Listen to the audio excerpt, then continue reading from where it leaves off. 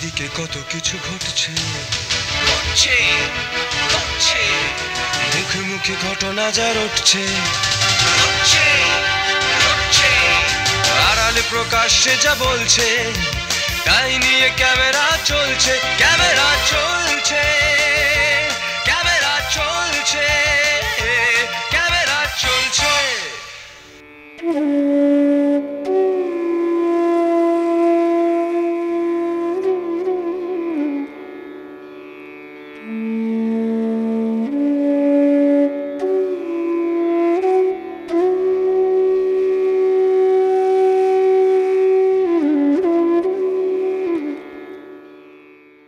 জীবনের প্রয়োজনে জীবিকার তাগিদ, কিন্তু এই জীবিকাই আবার কখনো কখনো জীবনহানির আশঙ্কা হয়ে দাঁড়ায়।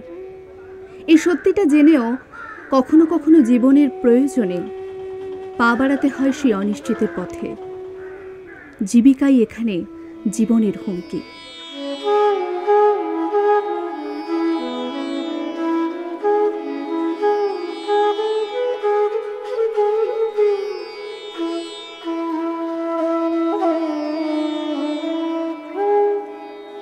সুন্দরবনের বেশিরভাগ মানুষের মূল জীবিকাই হচ্ছে জঙ্গলে মাছ কাঁকড়া ধরতে যাওয়া বা মধু সংগ্রহ করতে যাওয়া। আর এই জীবিকার তাগিদে যখন তারা জঙ্গলে পা বাড়ায়, তখন কখনো বাঘের থাবায়, আবার কখনো কুমিরের কামড়ে তাদের প্রাণ হারাতে হয়। আর ঘরে ঘরে জন্ম নেয় বাঘ বিধবাদের গল্প। এ গল্প বইয়ের পাতার গল্প নয়, সত্যিকারের গল্প।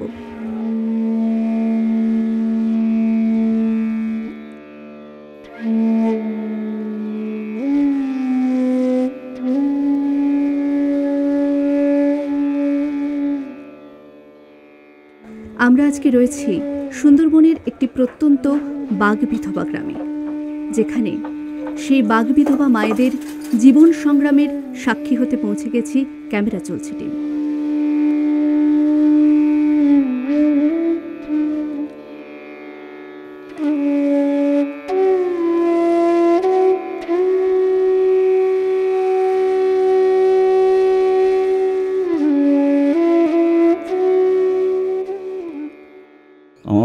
আমার ছেলে সঞ্জয় জঙ্গলে গেছিল, জঙ্গলে যে মাছ ধরতে গেলে সেই আমার ছেলে আর ফিরে আসলো না, ওই বাঘে নিয়ে চলে গেছে, আর ফিরল না আমার ছেলেরা। তা আমার তারপরে মেয়েটা জামাইতে আগুন নিয়ে মেয়েরা পোড়ায় দিয়ে গেল। সেই বাচ্চা দুটো আমি খুব কষ্ট করে মানুষ করতেছি, এখন আমি পেরে উঠি না। এই কচু মচু কাটিয়ে বিক্রি করাই আর এই বাচ্চা দুটো মুখে দিই।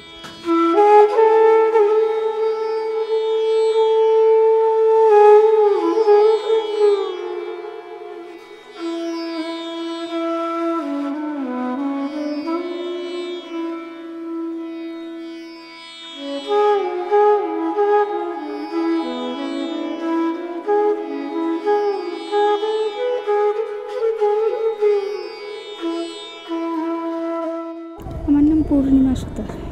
আমার সাথে আমার স্বামী নদীতে গেছিল কাঁকড়া ধরতে। 4-5 দিনের দিন খবর আসে আমার স্বামী অ্যাক্সিডেন্ট হয়েছে। তারা 4 জন গেছিল, 3 জন ফিরে আসছে, আর একজনকে আনতে পারেনি। এখন ওই বাচ্চা মানুষ করতে গেলে আমাকে আবার সেই নদী খালি করতে হচ্ছে। একটা ছোট বাচ্চা আছে 5 বছরের। শ্বশুরবাড়ি দিয়ে সেরকম ওই অ্যাক্সিডেন্টের পরে ওই রাতেই আমাকে প্রচুর অত্যাচার করা হয়। আমার কারণে আমার স্বামী মারা গেছে, আমাকে মারধর করা হয়। তারপরে এখানে চলে আসি আমি আমার বাপের বাড়িতে। ওই ছোটো বাচ্চাটাকে থুয়ে রাত্রির 12টা নেই 1টা নেই, যেভাবে কোন পড়ে সেইভাবে আমাকে নদীতে যেতে হয়। বয়স্ক মা রয়েছে, বাবা নেই, দাদা নেই, মা আছে আর মেয়ে আছে। ওই যেদিন নদীতে যেতে হয় দেখা গেল 200-100 টাকা হলো, এইভাবেই চালাতে হচ্ছে। কোনো মাসের কোনো হিসাব নেই, মাসে যে কত টাকা ইনকাম করি সেটার কোনো নেই। ওই যেরকম আনছি সেরকম খরচ হয়ে যাচ্ছে। মেয়ে সরকারি স্কুলে পড়ে, এই প্রাইমারিতে।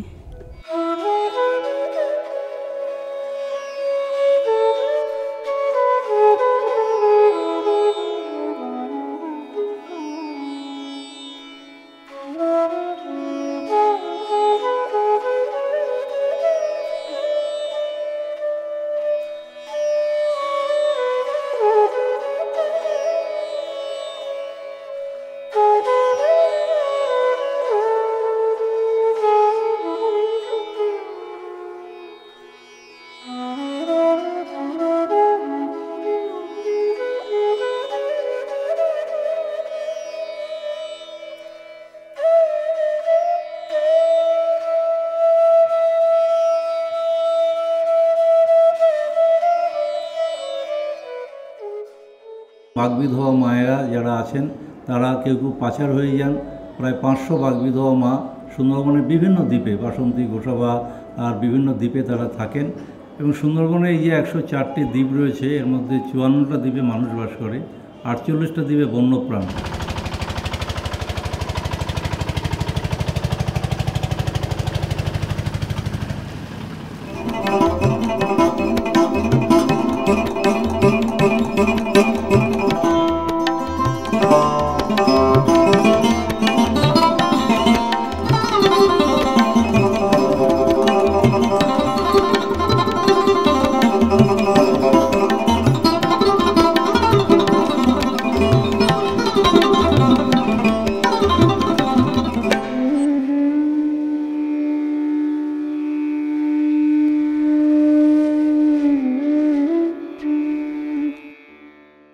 আমার নাম তৃষ্ণা রায়।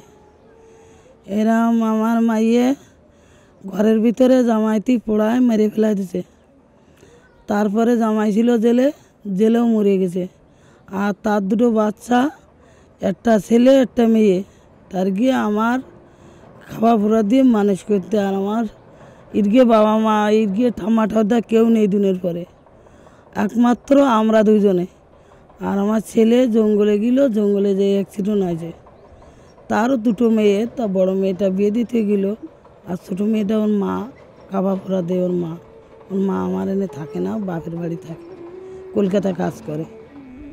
আমার বলতে এই দুইজনে আমার দ্বারে থাকে।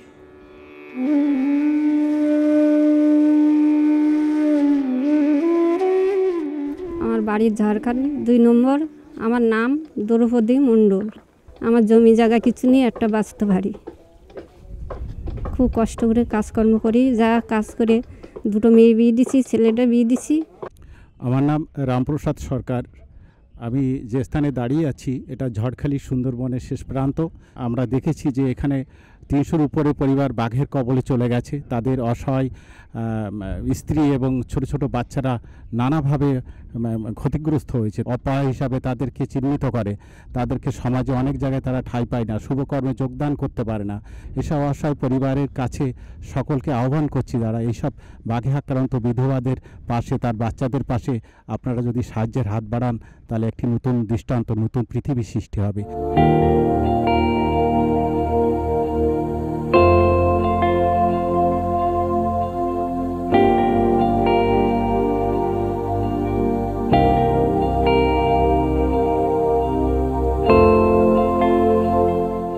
মালতী মণ্ডল।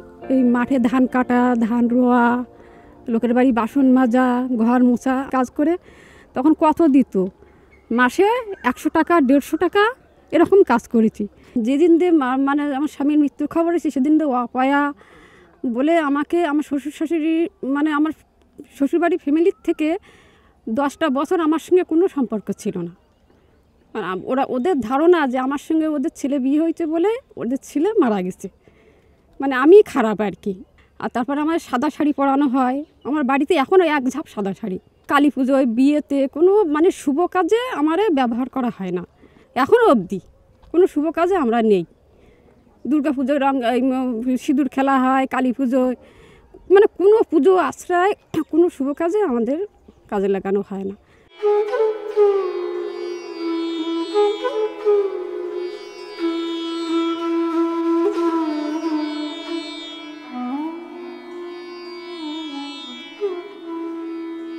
আমার নাম অঞ্জলিওয়ালা। আর আমার 2টো মেয়ে আছে। মেয়েদের নিয়ে আমি খুব অসহায়। এখন এই লোকের বাড়ি দিনমজুরি কাজ করি। ছোটোখাটো একটা দোকান আছে, সেটা যখন বাড়ি থেকে তখন দেখি। ধান ঝাড়া কাজ করি, এই ধান চাল সিদ্ধ শুকনো মিলে, চালের মিলে কাজ করি। ওই 10,000 টাকা এরকম হয় সংসার। তাও কাজ করতে পারি না, তো 1 মাস কাজ করতে পারি না। ওই 5 দিন করি, 2 দিন রেস্ট নিই। আমার নাম কল্পনা মিস্ত্রি। বাগিনী যখন যায়, আমার 3টে ছেলে মেয়ে, 2টো ছেলে 1টা মেয়ে। তো আমরা মাছ কাঁকড়া, আবার আমরাও মাছ কাঁকড়া ধরে সংসার চালাতাম। তো এখানে আমার ছেলে মেয়ে নিয়ে থাকতাম, সেইখানেই থাকি। বড় ছেলে, ছোটো ছেলেটা বিয়ে পাস করাইছি। আর মেয়েদের 9 অবধি, কেউ 4 অবধি, 5 অবধি এরকম পড়াইয়ে। নাতি নাতি আপনার কাছেই থাকে? হ্যাঁ, 2জন থাকে। সবার বিয়ে দেওয়া হয়ে গেছে, সবাই সবার মতন চলে গেছে। আমি 2টো নাতি নিয়ে থাকি এখন। আমার নাম মানিক্য মজুমদার। একটা সমাজটায় চাল গম বাসার কাজ করতে, একটা ছেলে দুটো মেয়ে, বাবা মা তো সব বাংলাদেশে ছিল। ওই দুজনা নিয়ে গেলো সমাজটায়। বড় মেয়েটার আছে ওই হাওড়ায় বাণীপুর। তা ছেলেটার ওই ব্রেনে একটু কীরম হয়েছিল, 80 পড়তো। তারপর তার পড়াশুনো করিনি। ও কোনো রকম একটু বেকার ভাতা দেয় 1000 টাকা করে, আর এদিক সেদিক করে একটু চালাই, আর ওই রেশন টেশন দেয়, আর সমাজটা দিয়ে এই এরা দেয় কিছু কিছু। আমার নাম শান্তি দাস। এই কাজ টাজ করে আমার সংসার কোনো রকমই, জঙ্গলে মাছ মারতে যাই, কাঁকড়া মারতে যাই, এই করে সংসারটা চালাই। তারপরে ছেলে বিয়ে দিলাম। আমার ছেলে এই লোকের বাড়ির জন্মজুরি খাটে। মাসিক আয় তবু আপনার কীরকম হয়? সেই ওই কোনো মাসে 1000, কোনো মাসে তারও কম হয়, এরকমই হয়। তাই দিয়ে কোনো রকম চালায়। ঘড়ির কাঁটায় বিকেল 5:15 অথবা 10:30 বাজলেই নতুন করে কাউকে বলে দিতে হয় না, কারণ সকলেই জানে ডিবি বাংলার পর্দায় শুরু হচ্ছে জনপ্রিয় অনুষ্ঠান ক্যামেরা চলছে।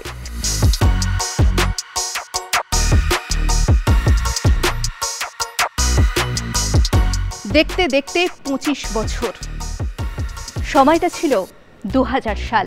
আছে সাইলেন্ট ফিল্ম প্রজেক্টর, সময়ের সঙ্গে বিবর্তিত মাইক্রোফোন, সারা বাংলার সাহিত্য, শিক্ষা, সংস্কৃতি সবকিছু নিয়েই টেলি ম্যাগাজিন।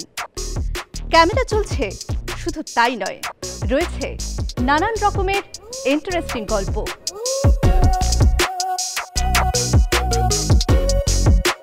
ক্যামেরা চলছে মানে নানান ধরনের নানান মানুষের কীর্তিকলাপ, যাদের কেউ চেনেই না, জানেই না, কিন্তু বাধা বিস্তর। আর 25 বছরের সেই দুরন্ত যৌবন বাধা মানে না।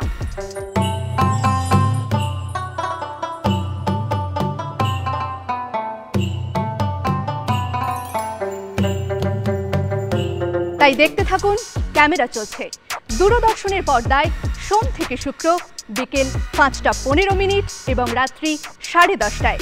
চিঠি পাঠান এই ঠিকানায় ক্যামেরা চলছে .2000@gmail.com।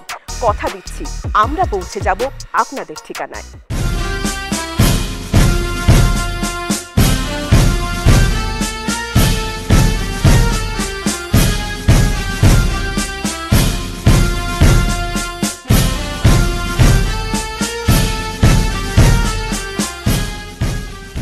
কমান্ড হসপিটালের নার্সিং কলেজের 11তম ব্যাচের কমিশনিং সেরিমনির আয়োজন করা হয় কলকাতায়।